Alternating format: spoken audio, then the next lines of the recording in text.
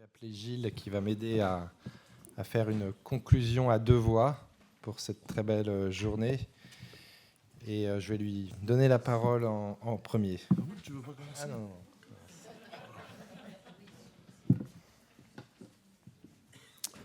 Tu me prends de court, mon ami.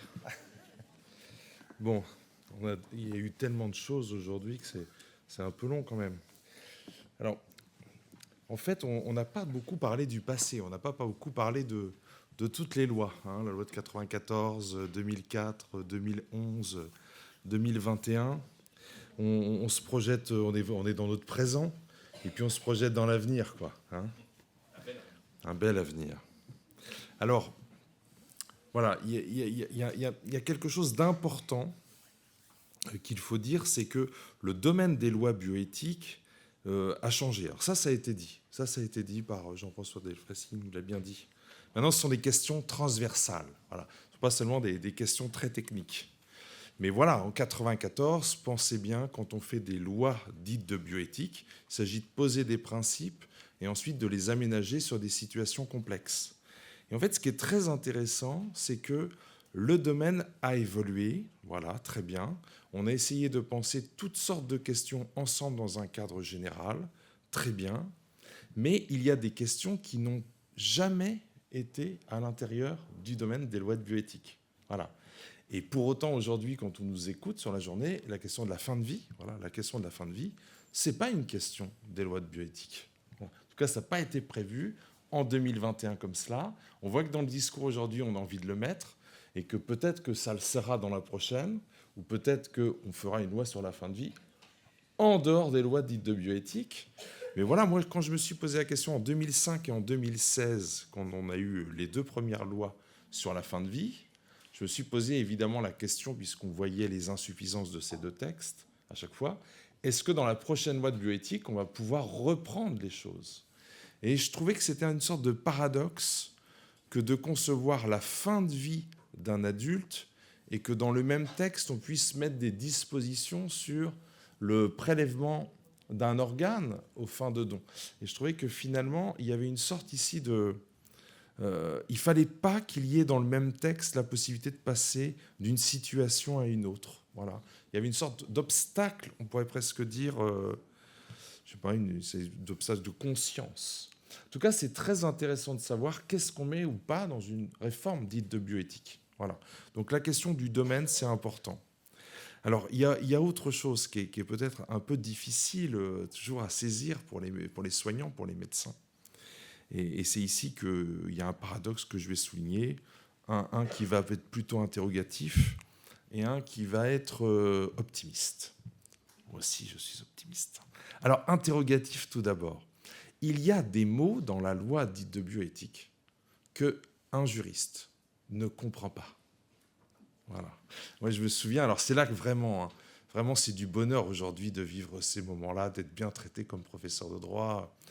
Vraiment, on est bien traité, c'est vrai. Mais moi, j'ai connu, il y a 20 ans, prendre la parole à côté d'un professeur de médecine et qui me regarde et me disent « Vous n'êtes pas médecin, mais qui vous a permis d'intervenir ?» C'est vrai, ça m'est déjà arrivé. Hein. Au moins deux fois, de manière un peu sévère. Je disais que je ne comprenais pas certains mots. C'est normal, vous n'êtes pas médecin, même vous ne devriez pas parler. Voilà. Et alors, du coup, ça m'avait vraiment choqué au sens, mais voilà, mais si un juriste ne comprend pas ces mots-là, qu'est-ce que ça veut dire?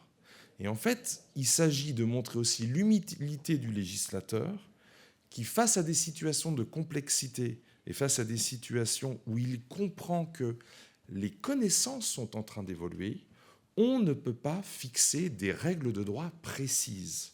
Donc on utilise des standards. Voilà. On utilise des terminologies qui ne sont pas fixes. Le premier exemple, c'est l'âge de procréer. On avait ça dans la loi de 1994. L'âge de procréer. Voilà. Alors voilà, nous les juristes, on disait, ben voilà, vous avez ici une notion où c'est pas un âge fixé, c'est un âge apprécié. Et donc, il va y avoir voilà, un cénacle de personnes qui va se poser la question, qu'est-ce que c'est que l'âge de procréer? Et c'est intéressant parce que justement, on peut être dans une démarche éthique du cas individuel. Alors vous connaissez tous que la dérive de ce que ça a été, à chaque fois, il y a toujours un juriste pour dire oui, alors on va rechercher un texte. Alors c'est un texte obscur du Code de la sécurité sociale, à partir de quand c'est remboursé, pas remboursé. Donc finalement, on a fixé cet âge de 43 ans pour les femmes, voilà, il a un peu évolué. Et puis pour les hommes, on s'est posé des questions avec les sécos, 60-65 ans, voilà. Ça c'est l'âge maximal, mais l'âge minimal, c'est pas poser cette question-là. Et souvent, voilà, quand j'envisage moi la question avec les étudiants, imaginez, il y a des enfants qui ont une maladie très grave et qui vivent 6 mois, 9 mois à l'hôpital chaque année. Voilà. Ces enfants, imaginons qu'ils connaissent un grand amour de 8 à 13, 14, 15, 16 ans. Chaque année, on leur dit qu'ils vont mourir l'année suivante et puis voilà, ils ne meurent pas. Ici, ils veulent s'engager dans un processus d'AMP à 15 et 16 ans ou à 13 et 12 ans. Voilà, si on a un cas comme ça, ben voilà, vrai cas éthique, on va se réunir ensemble et puis on va se poser cette question-là au regard de toutes les données difficiles. On a un texte qui nous prévoit l'âge de procréer. Voilà, c'est pas non, c'est pas tel âge. Voilà. Moi, j'aimais bien, alors ça, la première, on la comprend quand même, cette notion. Alors, vous me dites, c'est quoi qu'ils ne comprenaient pas? Alors, la deuxième notion, c'est l'affection grave et incurable. Ou, voilà, alors, voilà, ces notions-là. Alors, ça, c'était Gérald s'en souvient, parce que ça a fait vraiment l'objet de discussions dans le DU éthique et soins de la santé à Caen, voilà. Et une fois, il y avait quelqu'un qui dit, oui, si moi je la connais, j'ai la liste des maladies graves et incurables, alors pour l'IMG, par exemple, voilà.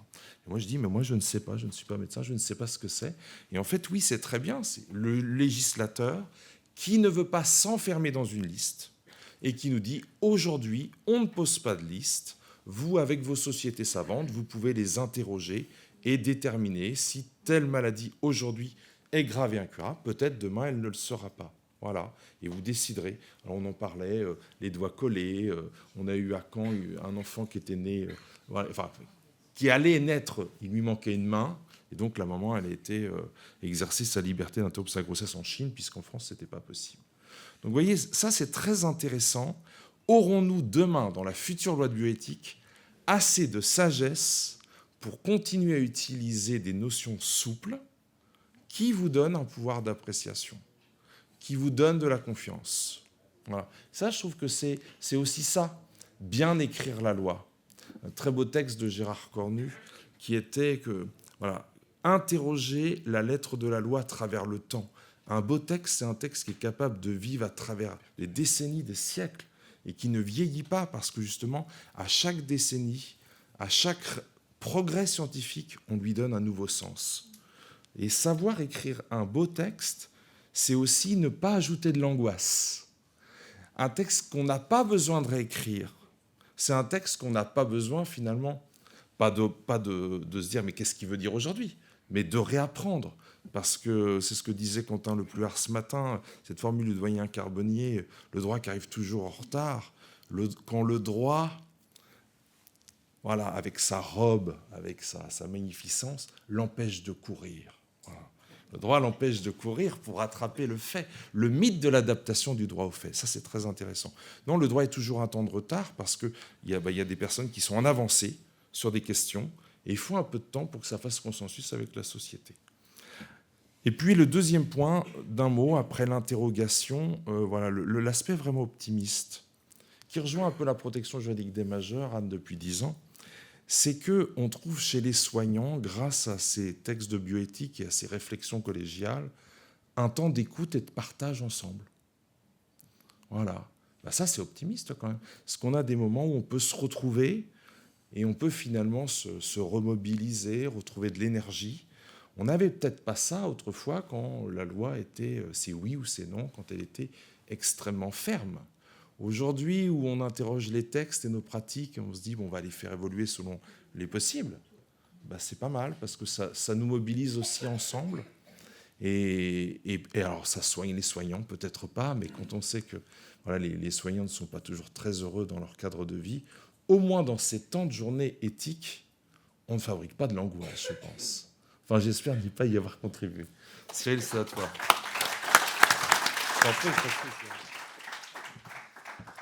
Merci beaucoup, Gilles. Moi, je vais être plus court, mais je voudrais juste revenir sur ce mot de conscience, parce que la bioéthique, c'est aussi réfléchir en conscience, et vous faire peut-être vous sensibiliser à cette polysémie du mot conscience, parce que la conscience, surtout dans le contexte des lois dites de bioéthique, où on parle d'évolution sociétale, de demande sociétale, on peut aborder les problèmes avec une conscience sociale ou sociotropique, c'est-à-dire raisonner avec les représentations que le corps social a en tête et partage. Et là, on pourrait avoir des difficultés à débattre ensemble, à discuter ensemble sereinement. Et vous le savez que ce n'est pas toujours évident de trouver la voie raisonnable du consensus. Quoi de commun entre la période actuelle et celle de la naissance du Code civil, à l'époque où Napoléon disait « l'anatomie, c'est le destin ».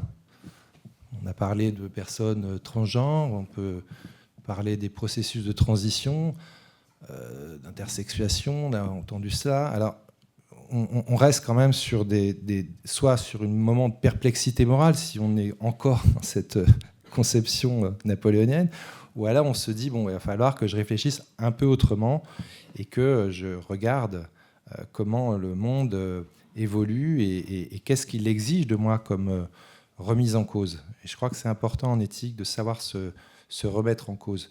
Et savoir aussi dire, il y a des choses que je ne comprends pas. C'est important aussi. Vous voyez, aujourd'hui, j'ai entendu l'expression qui a été reprise par Mme Caron-Déglise, et je la remercie, de procréation sans sexe. Alors, moi, je ne suis pas spécialiste du domaine, je l'ai dit tout à l'heure, mais je suis psychiatre. Alors, je ne crois pas que ce soit juste une question de dire dénomination médicale ou juridique. C'était Mme Reeves qui avait dit procréation sans sexe. Ça a été repris par... Voilà. Et en fait, pour le psychiatre, la sexualité, c'est la capacité de se construire une histoire. Donc, parler de procréation sans sexe, pour un psychiatre, ça ne fait pas sens, quoi. Et c'est pour ça que c'est intéressant, vous voyez, de débattre, c'est que parfois, on ne parle pas des mêmes choses avec les mêmes mots ou les mêmes représentations. Alors, la tentation, c'est de se dire, et puis c'est presque un aphorisme aujourd'hui, tout ce qui n'est pas scientifique n'est pas éthique. Alors, on va se centrer essentiellement sur le caractère scientifique de la problématique, et puis on va mobiliser non plus une conscience sociotropique, mais on va mobiliser une conscience cérébrale. Et Dieu sait qu'aujourd'hui, on a des données, des sources et beaucoup de moyens d'être dans la conscience cérébrale. Et on se dit, ça on peut le faire, la science nous dit que c'est possible, mais est-ce que parce que c'est possible, il faut le faire ? C'est encore une fois la vraie question éthique de se dire peut-être qu'il faut aller encore un peu au-delà de la conscience cérébrale. Certes, la science peut nous aider, peut nous ouvrir la voie, mais il faut parfois avoir cette exigence. Jean-Paul Sartre disait l'intelligence, c'est une exigence d'aller vers la conscience profonde, la conscience morale, parce que il y a l'importance, comme le disait le doyen Jean-René Binet, de dire c'est une morale scientifique. Et ça, c'est intéressant aussi de revenir à ces notions fondatrices qui nous aident à discuter ensemble. Et pour finir, je dirais que Jean Paulhan disait quelque part je dessine seulement les traits généraux, sans les apprécier, les traits généraux du débat. Alors, je crois qu'un des rôles des espaces de réflexion éthique régionaux, c'est de dessiner, en les appréciant, les traits généraux du débat. Et d'avoir permis à la fois à l'espace de réflexion éthique de Normandie, à l'espace de réflexion éthique de Bretagne, avec l'aide et la contribution importante du Comité consultatif national d'éthique et de tous les partenaires qui sont intervenus aujourd'hui, avoir permis ce colloque interrégional, c'est vraiment une grande bouffée d'oxygène. Et je vous invite maintenant à continuer votre parcours malouin dans la cité corsaire. Je vous remercie.